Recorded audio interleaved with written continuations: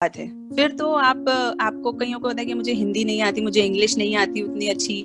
मैं government school से पढ़ा हूँ, मैं कॉन्वेंट से पढ़ा हूँ, या मेरे घर में माहौल नहीं है, या फिर मेरे को कोई गाइडेंस देने वाला नहीं है। सबसे बड़ी प्रॉब्लम ये है कि मेरे को कोई गाइडेंस देने वाला नहीं है, मैं कैसे पढूं? सब मिल जाएगी।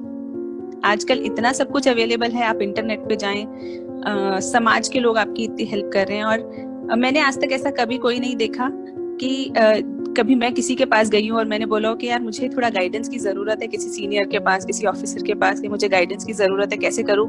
और उन्होंने कहा कि नहीं नहीं नहीं, हम नहीं बताएंगे। ऐसा कभी नहीं हुआ। तो गाइडेंस आपको मिल जाएगी।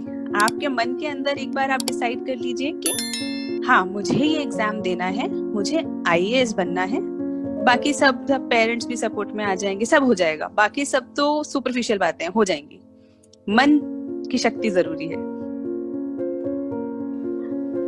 नहीं, बीच में छोड़ने वाली बात मुझे लगी नहीं। मतलब हाँ, एक दो बार ऐसा जरूर लगा कि मतलब मेरा थर्ड अटेम्प्ट में क्लियर हो गया था मेरा एग्जाम, और आई वाज जस्ट अपग्रेडेशन के लिए आई वाज ट्राइंग। सो कभी ऐसा नहीं लगा कि हाँ छोड़ दूं। लेकिन हाँ, ये सब दुख कभी कभी लगता था कि अरे यार, I have given everything to this exam, मैं इतनी मेहनत कर रही हूँ और मतलब अच्छा हो भी रहा है, ऐसा नहीं है कि नहीं हो रहा है, लेकिन इट्स जस्ट दैट कि कहीं थोड़ा बहुत, कभी थोड़ा बहुत इधर उधर हो रहा है रिजल्ट। तो लेकिन छोड़ने की बात इसलिए नहीं आई क्योंकि कहीं ना कहीं वो कहते हैं ना कि मैं क्यों कर रही हूँ, ये बहुत क्लियर था।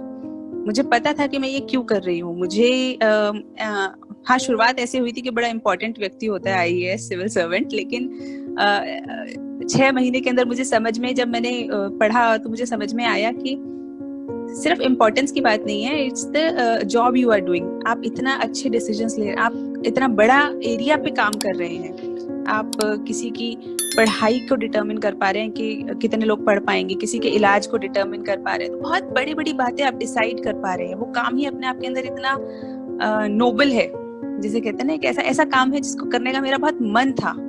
तो इसी वजह से फिर मेरे को जब क्लियर था कि why I was doing it, so I never have had any hesitation कि I am trying it again and it's taking time. I never had any hesitation about that.